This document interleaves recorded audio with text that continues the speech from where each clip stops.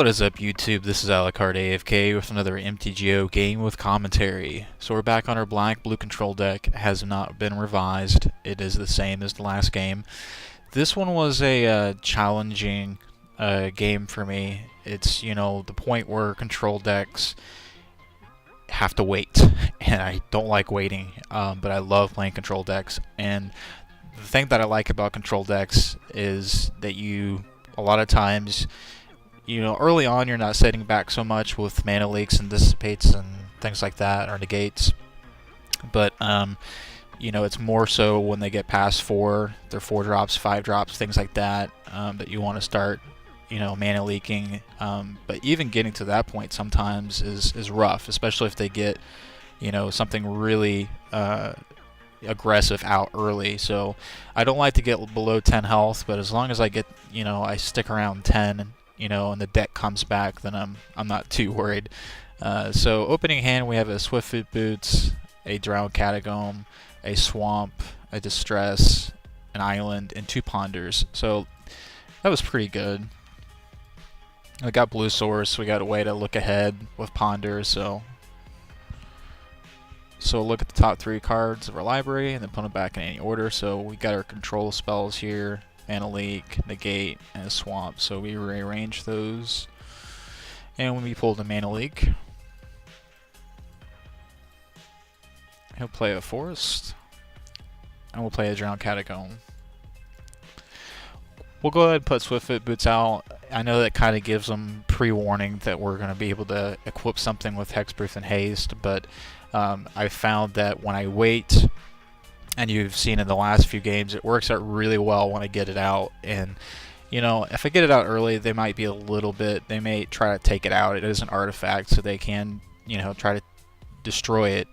But it's just, especially in this deck. In other decks, it's not so bad, but Obliterator's 4 black mana, so to get him out and then equip him, then put Swiftfoot Boots out for 2 and then equip for 3, and you're waiting to you got 6 lands, so getting him out early with 2 and just having to equip him for 1 is really nice. So having 5 mana essentially, and you can still put him out and then just next turn equip it, but I really like to equip him when as soon as he comes out, so that's why I put that out early.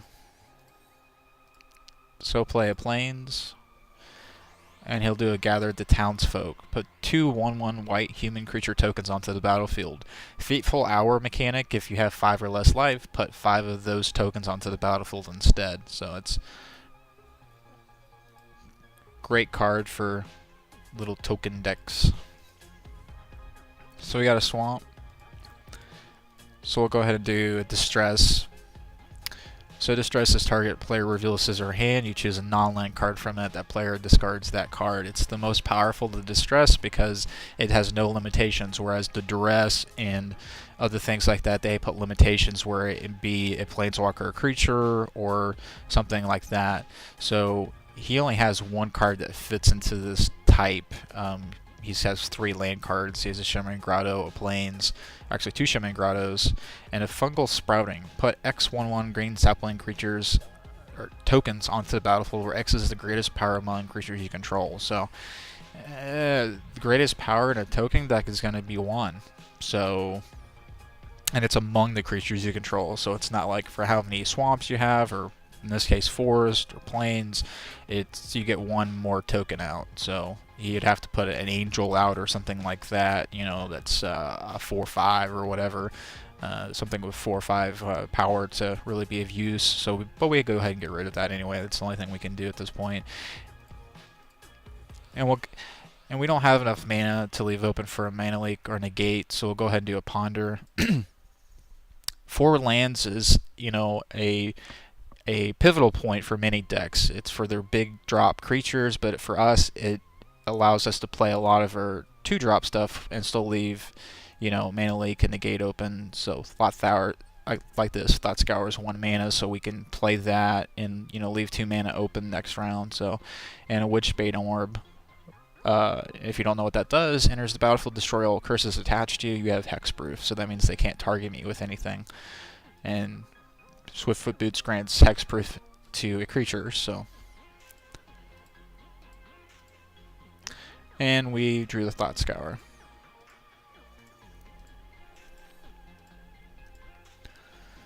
So a Shimmering Grotto, he can add 1 to his mana pool, but he can also tap it, and for an additional mana, he could add 1 mana of any color to your mana pool. So, since Pilgrim's coming out, he could tap it for a white mana source.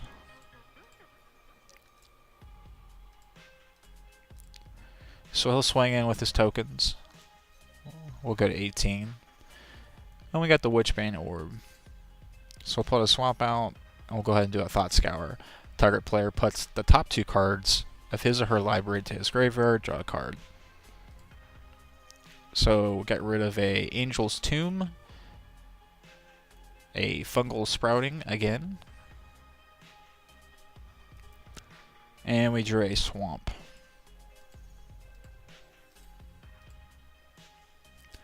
So he'll play another Shimmering Grotto. And at this point we had enough open for Mana Leak and Negate, but he didn't play anything, so we got another Negate, which is great. Play a Swamp.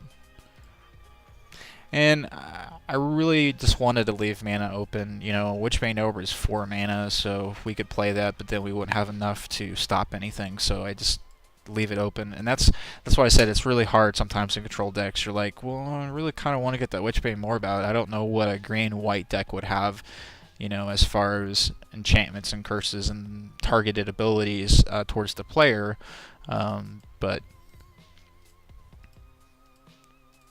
we still just want to hold it out. So he's tapping all of his mana, so that's a good. See, if I had played Witchbane Orb, it would have helped me possibly. You know, if it was a black deck, I probably would have went ahead and played it. So he's tapping all these lands, and he's going to play Commander's Authority, so it's a 5 converted mana card. Enchanted creature has at the beginning of your upkeep put a 1/1 white human creature token onto the battlefield. So he's got 1 creature. He can enchant a creature that becomes a token generator essentially, and I love that card art. But it will get negated, and the reason I did a negate is Mana Leak's more powerful. You can target spell unless they pay 3 mana. I mean, and a lot of times they might be able to play some small cards, which we're not worried about some of those. But if he's tapping more than, at this point, you know, more than 3, then he can't. Will mana leak it. Whereas negate only works for non-creature spells, so that's the perfect time for negate. Is something like Commander's Authority. So he'll swing in with all 3 of his 1/1s. We'll go to 15. And we're just drawing into swamps here, so Phyrexian Obliterators will not see the light of day. So at this point, we have 6 mana, so we'll go ahead and put Witchbane Orb out. So we still have mana open for another Mana Leak or negate, so.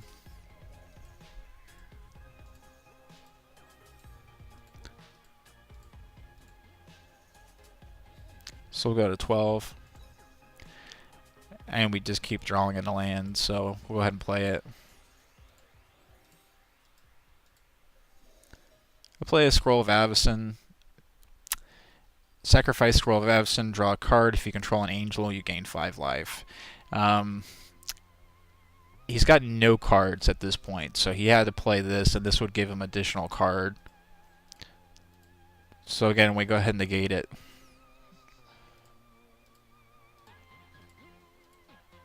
Sometimes letting them draw 1 card is the worst mistake you can make. So we'll go to 9. And we got a Mind Sculpt, so we're getting some utility milling cards now. So this will at least start thinning out his deck, so he's you know, less likely to draw into anything. So we'll go ahead and do a Mind Sculpt. So top 7 cards of his library will go to his graveyard. Let's just take a look at it, see what we're up against here. Griffin Protector, Plains, Gather Townsfolk, Avacyn's Pilgrim, Believing Ring. Good. If we'd got any creatures out, that would have been a threat. Naturalize, destroy target artifact or enchantment. That's pretty good to get rid of some of our stuff if we had even used any of it. So, you know.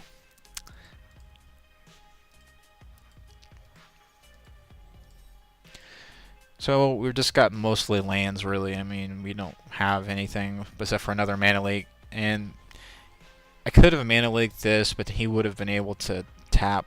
He's got, 5 open, so I'll go ahead and let him put those on the field. I was just hoping that he was going to try to play something else. So, I mean, it wouldn't have stopped it anyway. And he doesn't have any cards, so we'll go down to 6 health. I was starting to, we're below 10, so it's not good, not great. Black Sun Zenith. My savior. We'll just bump it up to 2 mana. So for some reason, I always bump it up, just for good measure. That's what I say. So got rid of the field, which was really good for us.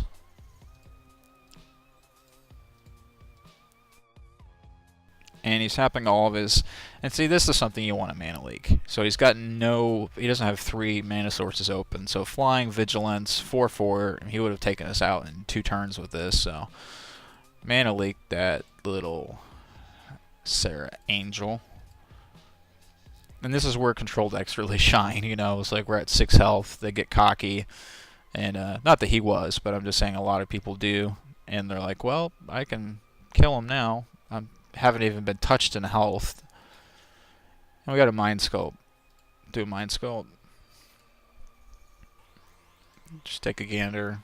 A lot of enchanted, of course, he's got a lot of tokens, so he can boost those up a lot with Trepidation Blade, and Bladed Bracers, things like that. Looks like another Sarah Angel, Crusade of Ordic. So good that we got a lot of those out.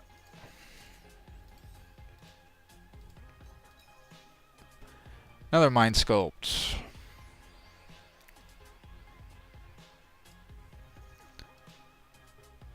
So Goldeneye Commander, yay. Rain of Blades, great against other token decks. Naturalize, some more Oblivion Ring stuff. So you kind of get the gist of the deck there. And if you look through here, I mean, we got 3 Mind Sculpts out of the thing. Did we play one early on? No, so we still got one more in there somewhere. Drowned Catacombs. We won't play it just to make them think we have something. Got plenty of mana. Can't mana leak it, can't do anything about it, so he'll sacrifice it, draw a card.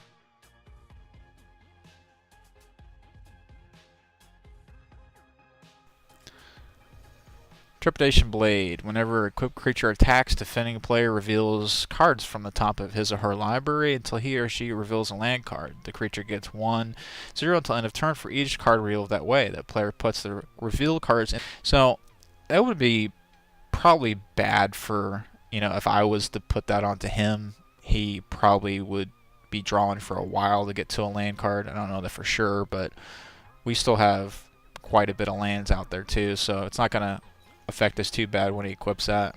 So we got to go for the throat, so we'll go ahead and play our land.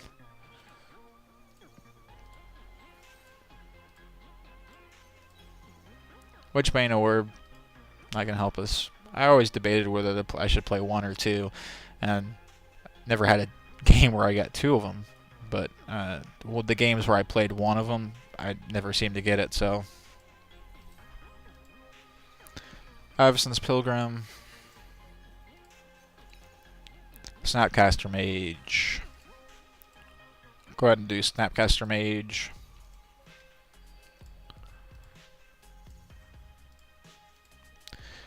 Do a Mind Sculpt, flashback on Mind Sculpt, so then it'll get exiled.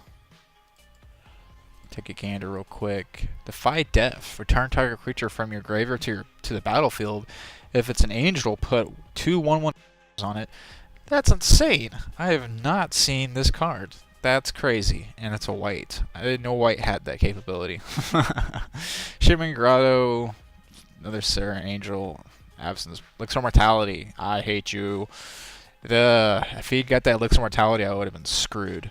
I mean, he's got 10 cards left in his deck, and if he were to play this, he would shuffle his entire graveyard back into his library, and the whole milling strategy would have been over, and it would have been basically him at 20 health with a full library, with me at 6 health. So it's like restarting the game. It's like almost a Karn ability here. So great that, and usually they only play one of those. So I'm happy that was gone.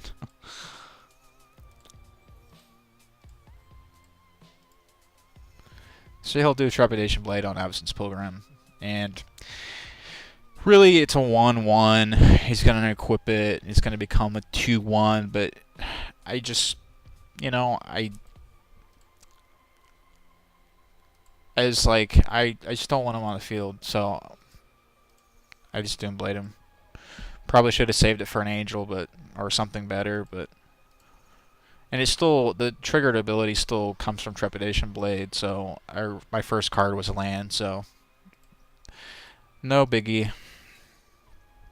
Another Snapcaster Mage. So another Mind Sculpt.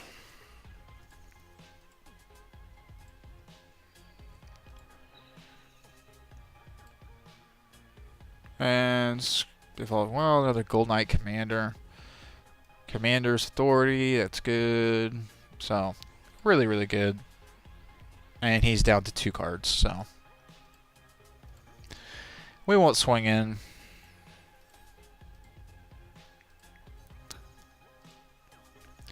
And we got an Nephilia Drownyard. He's got 1 card sitting in his library, but we go ahead and play an Nephilia Drownyard and go ahead and mill him out. Nephilia Drownyard has for 1 colorless, 1 blue, and 1 black, he can target player puts the top 3 cards of his or library into their graveyard, so we just go ahead and do that. And we go ahead and swing in, just guys. So, game ended on turn 17. He got milled out completely. It was good for us. Good for us he didn't get Elixir Mortality. Good for us he didn't get a lot of his bigger creatures out. So I would say that it just happened. You know, I wouldn't say it's pure luck. The deck has this mechanic, and you know, it's part of the strategy. So it just happened that we were really low in health, and there was Elixir Mortality floating around. So that would be something you would want to manually negate. Definitely, you would almost want to keep one around just for that. You know, so. Anyway, comment, like, and subscribe, and we'll catch you later. Bye.